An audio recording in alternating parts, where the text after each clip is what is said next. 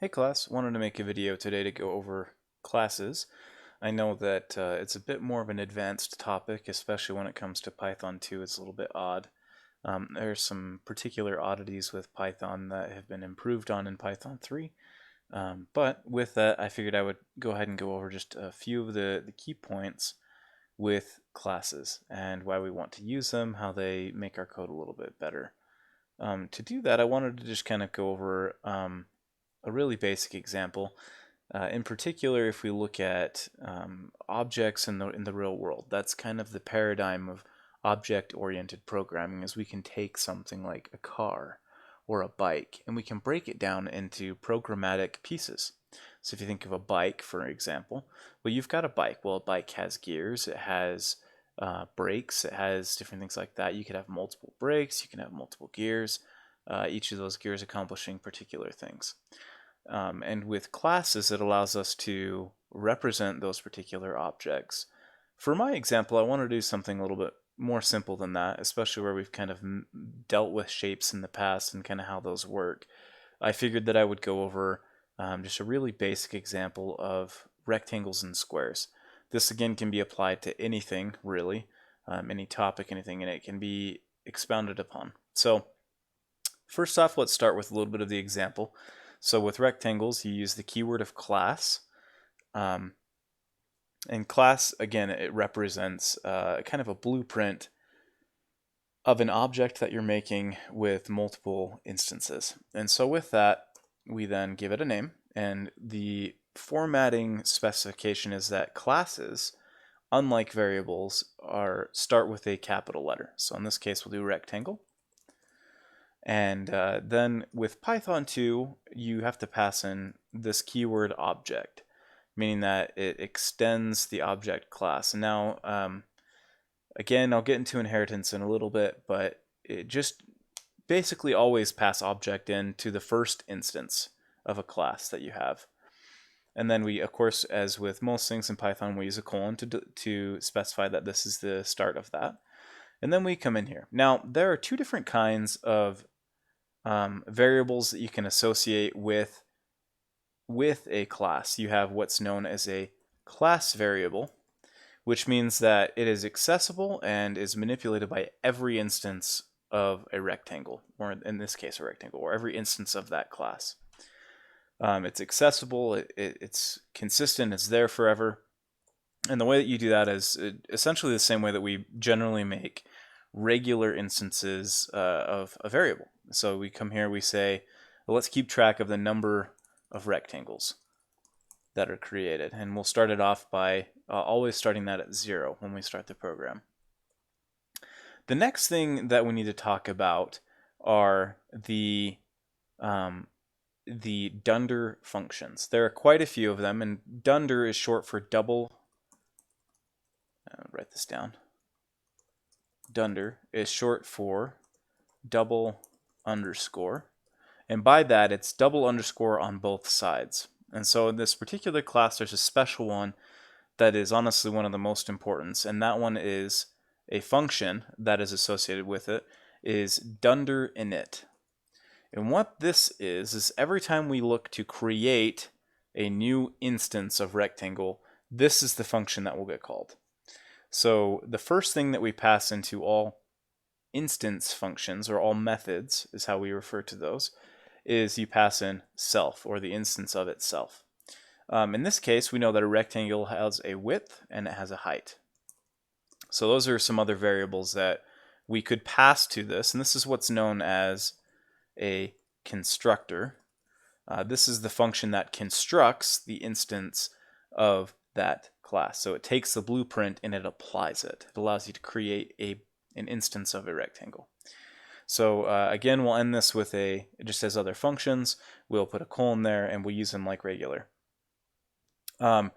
First thing that we recognize here is the keyword self. Self is in reference to an individual instance or a copy of the blueprint that's been applied. So here we'll go, okay, self.width is equal to the parameter of width. So that way, whenever we try to access something off of the rectangle that we've created, we'll call that by doing .width. So in this case, again, it's self.width. And then we'll also get the height, which is passed in. And there are multiple ways. We could change these variables to something else, like x and y or whatever. The important thing is that the variables with self represent the accessors that we want to get into. The other thing that we can do here, again, is we've got this class variable, which is unique to the actual declaration itself. So we can come here and we access that by using the actual name of the class, like this: rectangle dot number of rectangles is equal to some value. In this case, we're just going to increase it by 1. Every time we create it, we're going to add to that count, so that way we know that that's the case. The other thing that we can do, which is really nice about classes, is that we can define methods that can be used on it. So for instance, if we do definition of area, and again in this case we're going to pass in self. And the nice thing is that this area function exists after the rectangle is created. It's part of the, when we go through a class, we create these functions for it. We create the object itself, and it then exists. And the object has access to these functions via the dot operator. So we know that the area of a rectangle is the width times the height. And you'll notice here that again I'm accessing self.width and self.height because self contains width and height. We are then assigning those values to the instance of the rectangle. So we can access them with self-width and self-height. And then again we can do something like perimeter. And here we can return self.width times 2. Oops, jumping around here. Plus self.height times 2. And that will give us a perimeter of a rectangle. So how does this work? How do we implement a rectangle? Well, now that we've defined what this thing is, we can create a variable inside of our code, and we can then call that my rectangle. And we can say it is a rectangle. This is now a type that we can call in, kind of like we would, it's an int, it's whatever, based off of that variable. Now we can say this is a rectangle. And so then we're going to say, okay, we want this to be 2 and 5. So we want the width to be 2 and the height to be 5. And one thing that we can do with that now that we've done this is, again, just like in functions, it's left to right. Here it's left to right as well. So this will go through and, okay, this calls init, which comes here and says, all right, now I need to, I've got a width and a height, so I need to set these values on the object of self. And now that we've got that, we can actually look at that. So if we come here and we say print my rectangle dot, and we say width, then we'll be able to access the width of this particular instance of rectangle. So we run that over here, and you'll see that the width is 2. Same thing with the height. We can do that as well, and you'll notice that this comes through and says, okay, it's 5. Okay, well, now that we've got this rectangle, let's look at what, this rectangle has the ability to get the area of the rectangle, and you don't have to do anything other than call area. You don't have to pass it anything, and you'll notice that again, this gives us the area of 10. And if we look at that, how that works, it's width times height. It's 2 times 5 gives us 10. Same thing with perimeter. We have this function, that we can call perimeter, that this function returns a value. So we go ahead and call this here, and you'll notice that the perimeter is 14. And so this really gives us the opportunity to take complicated or complex things and break them down into classes or objects that we can then manipulate and utilize to make our programming a little bit easier, make it a little bit more understanding. And so then, okay, well, what about this thing called inheritance that we learned about? How does inheritance work? Inheritance literally says, okay, I've got a parent object, and I'm going to make a child object. The child, in this particular case, literally inherits. It copies everything about the parent into the child. Well, what does that look like? So in this particular case, remember how I talked about inheritance when we were talking about object and how it's required in Python 2, not so much in Python 3? Well, in this particular case, let's go ahead and come down here and we'll make a square. So now that I've got this stuff here, let's just kind of come up here above here. So we're gonna make another instance of a type, and we're gonna make a square, and it's going to inherit everything that comes from rectangle. And again, inside of this, we're going to have an initialization function, a Dunder Init. We're going to pass it the keyword of self. That's just how they work. And squares, they only have a side. So we know that that's how those will work. So we know that we're going to have a square. It's got 4 sides. They're all the same size.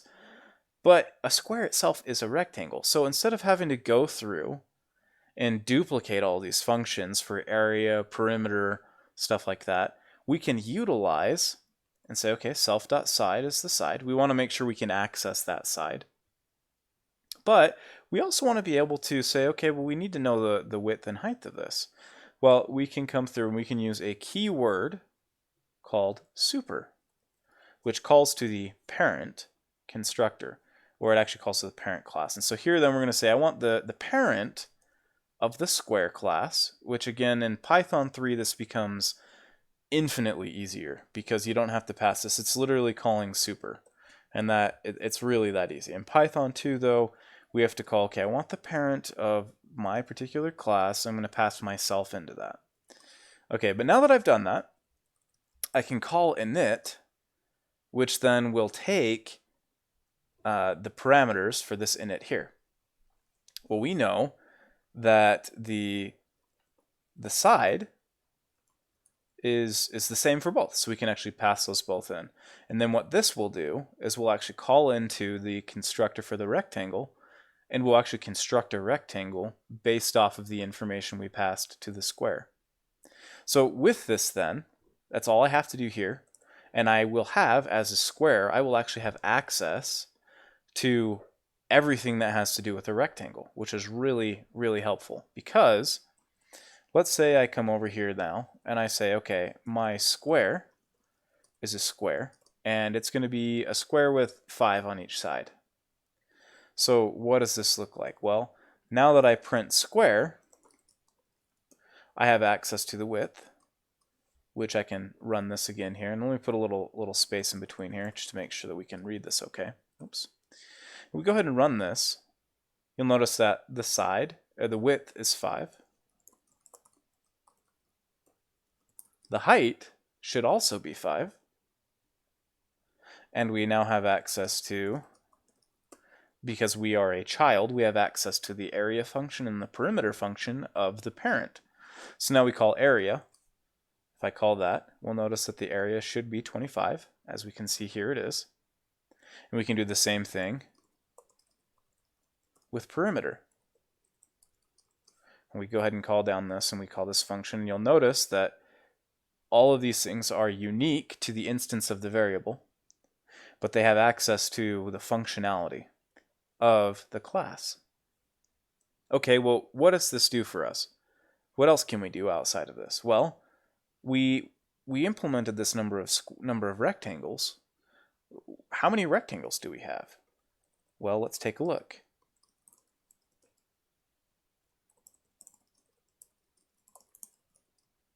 So we access this variable. Oh, look at that. We have, and here, let's put this here just to make sure.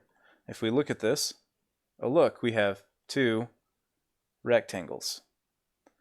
And the thing that's also very interesting and important is that if I were to change this to square, because again, the square inherits everything, square actually also has access to this number, this variable for the class. And you'll notice that with square, it actually still does the same thing. This allows us to make our code extremely modular. It allows us to make code that people can expand on. It allows us to say, okay, regardless of what the variable is that they make, we have these options, we have this access to doing things. And you can, if you think about the way that we accessed dictionary, and there are all these functions, a dictionary is nothing more than a class. It's got variables, it's got functions, it's got things that automatically happen, but it is still an instance of a class, or in this case, an object. And the same with strings, right? If we had a string, we had the ability to access things, manipulate things. There are actually Dunder functions for deleting an object. You remember how we went through and we would delete something off the dictionary, and that would remove that object from the dictionary? We can actually do the same thing with these. We can actually go through here, and we can create this function called def dunder delete, dunder del, and with this we pass in self. We can say print I was deleted, and you'll notice that at the end of this function, that this destructor, as we call it, actually allows us to keep track of what happens. Now, in this particular instance, the REPL and those probably won't actually execute, which you've noticed here, right? It doesn't actually show up. But if you actually run this in Python, this delete function, when it occurs, does stuff. So just to show you what that looks like, because I do want you to see that something does happen, and we can actually delete this. And at the end of the function, at the end of the thing, it does actually do that. But I want you to see that. So I'm going to actually manually call it deleted rectangle. And I'm also going to do, oops, rectangle dot number of rectangles minus equals 1. So I'm going to go down 1. And let's just go ahead and take a look here what happens if I say delete my rectangle, and then I go ahead and print that out again. So just manually call that delete function, and you'll see actually that, again, we deleted a rectangle, and the number of rectangles is now 1. So these things do occur actually at the end of the function. At the end of the program, Python goes and cleans everything up. But we can manually call this, which is really helpful. Again, if we want to say, no, I need to make sure that this is removed from the program, I can delete it, I can get rid of it, and I can take action when that's deleted, which is really, really nice. And so again, we can do these things like that, which really help us to implement some really good change. And we have these Dunder functions, which are just part of the class itself. They're inherited from object. We can utilize these things. But the other things that we can do is one other really, really helpful one. I'm just going to go ahead and copy it over from another thing real quick, and I'll paste it in here, is Dunder stir. And Dunder stir actually is a representation to translate it into a string. And this becomes extremely helpful when we need to print it out in a user-friendly view. So instead of doing this over and over and over again with print, I can literally come up here and say print my rectangle, and then I can come here and say print my rectangle. And because the class has the Dunder stir function, it actually knows how to do this. And we have an issue here with the indentation, which happens sometimes. So let's go ahead and try this again. And you'll notice now that when I print this out, it's a very user-friendly, but it's exactly what we had at print. This back T is a tab character. Don't worry too much about that. But the important thing is that we can do that.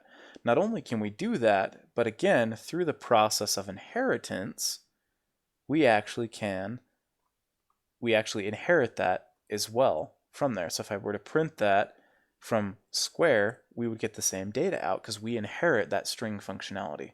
But what if I actually want to extend that? Well, we can still do that. Come here, again, same thing. We say, okay, I want to add this thing to the top of it. And that's what this is going to do here, right? Is I'm going to create this string and I'm going to put it at the top, and then I want to call the parent square function, or the rectangle function, the parent of square. I want to call its string function. We can do this. And this allows us to go up here. Now if I were to call this and go ahead and get rid of all of this stuff here for the square, I could come here and say print my square, just in a string format so we recognize it. Here, let me make this a little bit prettier. Put a little colon here for and I can maybe put details of in front of each of these. And we can come here and I can actually say print my square. And if I do this and I go ahead and run this, what we'll find, and again I have an indentation issue here where this didn't get indented when I pasted it over. So let's go ahead and do that. If we run this again now, again, we get this, we print it. Okay, well now we've got this thing that's printing out my square. It's getting this value, it's changing it, it's doing what we expect. And that's awesome because now we have this capability. Now what's going on here is that for whatever reason side is not being appended, and I'm not sure what's going on with the IDE, but generally what would happen is that this actually would call through on the square, which it should do. It should print out the details of square. Let me try running this again. I'm wondering if there's a... Oh, the indentation is still messed up, so I apologize. Let me de-indent that properly. And if we run this now, you'll notice that, again, it has side. Side got prepended. It got put in front of it because that's what we told it to do. But if we call rectangle, that doesn't have that because square is inheriting and then extending. So this allows us to provide not only an easier way for utilizing our own code, but then if somebody else comes later and wants to use our code, they also can do that same thing. So hopefully this has been helpful. I'm sure that you will all have plenty of questions about classes, about Dunder functions, stuff like that. Let me know if there's anything I can do to help make this more clear. Again, there's a lot of different information out there. There's lots of different stuff you can research and find. Again, once you get into Python 3, a lot of this class idea, this ideology is much easier to understand. It's because it makes more sense overall. But again, let me know if there's anything else I can clarify on this to help make it make more sense. I really want you guys to understand the power behind classes and how great they are. You know what, I think one more thing I'm going to do just before I jump off is show you that you can have my second rectangle, make another rectangle, and show you kind of what it does. And we'll do 4 and 4 in this particular one. And I'll come down here, and this will be my original rectangle up here, and then this one will be, and this will be my second rectangle. And we'll go ahead and print that out, just so you can see the difference that, hey, it takes this blueprint and it applies it, because I think that that's really important to see. So again, it takes this blueprint and it utilizes the information. And again, self, when we talk about self, if I can again just try to drive this home, self is in reference to the individual instance of a rectangle. So you pass yourself in to each of these functions, right? And that's the case here as well, as we pass in, so self is in representation of this variable. This is what self is in this particular case. We have this rectangle is self. It's one instance. If you come down here, again, you'll notice that the number of rectangles is now 3. We delete one of them. It's now 2. Hopefully this is something that is understandable, is something you can take away from this. And again, I hope that it's very helpful, and that as you come away from this, that it's something that you guys can take and run with. Object-oriented programming is actually in most languages, and you'll find that in Java and in C++ and stuff like that, that all of these principles, all these ideas, they may be a little bit different, they may use different keywords, but the concepts are still there. And it really allows you to get into this area of moving, expanding, modularizing, and applying fundamentals for your code. So again, hopefully this has been helpful. Let me know if there's anything I can do to make this a little bit easier for you to understand. And again, I'll address those things either in Slack or on the message boards. So please, please, please feel free to reach out to me. Thanks.